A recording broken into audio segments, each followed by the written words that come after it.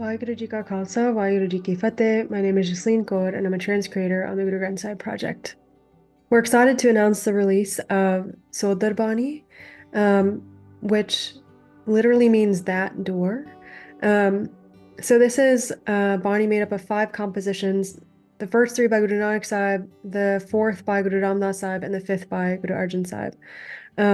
So the first 3 compositions are in the rag of Asa, or the musical mode of hope. And then the last 2 are in Rag Gujari, which is used to evoke a kind of compassionate and thoughtful sense of mortality and awareness of our own temporariness. So because this is a longer sort of set of stanzas, I thought I would take you through sort of like summaries of what we have and then dwell very briefly on some of the things that have stuck with me. So just like generally, Sodar is a sort of epic composition revealed by Guru Nanak, Guru Ramdas, and Guru Arjan Sahibs. It is a long stanza about a journey through a gateway, a long series of stanzas about that journey through the gateway. And Guru Nanak Sahib, in the first few stanzas, shares his musings on what is kind of behind that door, metaphorical, figurative door of IkOankar, of the One.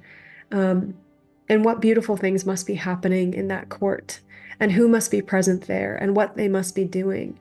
And so in that first Shabad, that door is not meant to be taken literally, but it's this idea of like the entire kind of, all of existence is the court of IkOankar. Everything is within that sort of domain, and this ever-expanding sort of dwelling place of IkOankar is described. And there's this listing that happens that I really love of all the different kind of like historical, mythological, celestial, worldly characters, beings, the cosmos, the universe. All of these characters are singing praises of the Creator. And the Creator is the one who takes care of all beings and all things. So this Shabad, this first Shabad, encourages us all to engross ourselves in that same kind of devotion and that same kind of praise of IkOankar, and to be drenched in love of the One. In the second Shabad, we get to know who's kind of behind that door or in that court.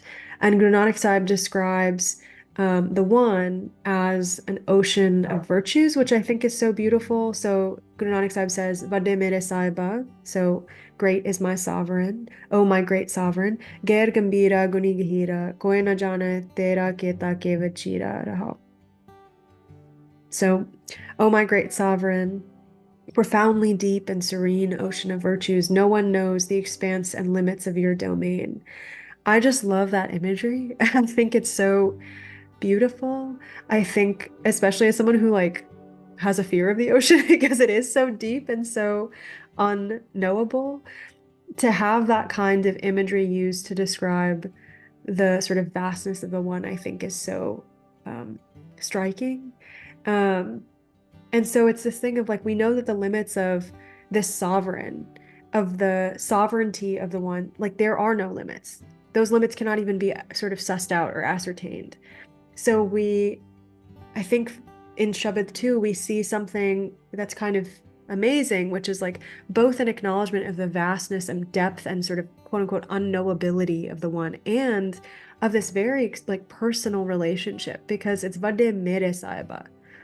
It's like, you are my sovereign. There is a possessiveness and in this relationship on the part of the seeker or of the guru, right? We can kind of claim that relationship and that intimacy. So I think that's really beautiful. And then in the third Shabad, Guru Nanak Sahib invokes the mother figure and expresses praise of IkOankar, and also sort of honors this eternal Nam, or identification with IkOankar. And tells us that those beings who establish a loving connection to Nam can't live without it. So the lines that I really love from this Shabad are Akha Jiva Visre Marja Akhan Oka Sacha Nao. Like when I recite Nam, I live, and when it's forgotten, I die. But that like eternal Nam is difficult to utter. So there is this like acknowledgement of, once you have a relationship with the Nam where like to not be in that kind of remembrance and identification feels like death, you have like forged some kind of relationship with the One too as a result. But also like even getting to that point is quite difficult. And so in the fourth Shabad, Guru Granth Sahib shows us how to kind of get that eternal Nam, how to kind of engage in that identification.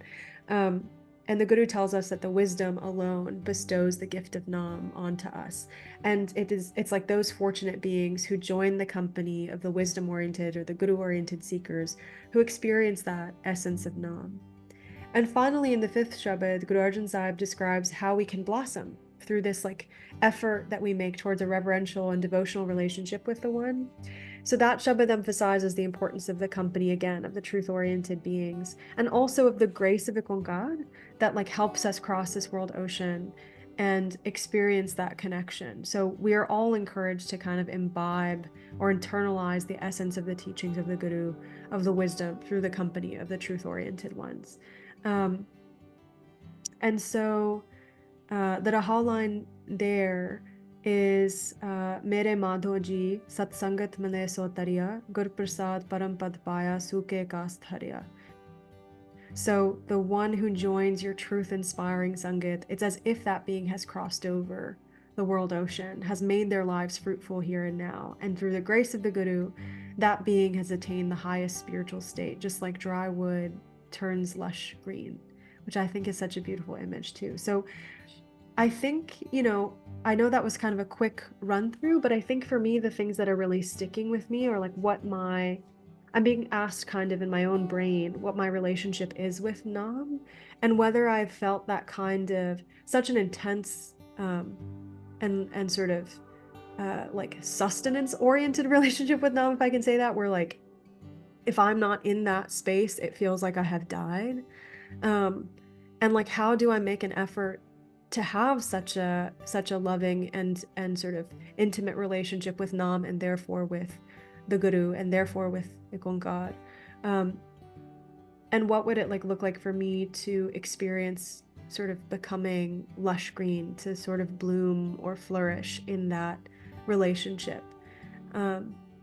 So I hope that you spend some time with these as always and see what of the 5 Shabads really sticks out to you. It could be a word, it could be a phrase, it could be an image. And yeah, see how you can reflect on your own relationship with that door and with the one, quote unquote, behind that door.